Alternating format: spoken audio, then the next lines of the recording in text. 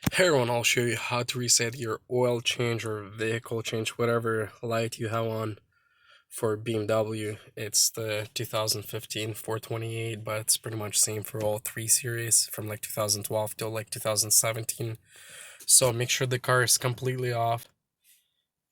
Do not press brakes, gas, anything. Now you'll have to click once on the start. Click once. Once all this comes up, hold this button on the left cluster. Keep holding until service light will come up. If it doesn't come up within 10 seconds, click again. It's supposed to come up within like 10 seconds. So here it is. It came up, and then reset possible. Click again. And then it's asking to reset. Press and reset again. And keep holding until it'll reset.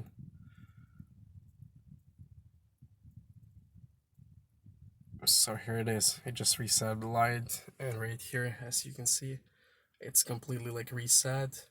So you can do for all of this stuff, it's pretty much same stuff for whatever like check service like you have.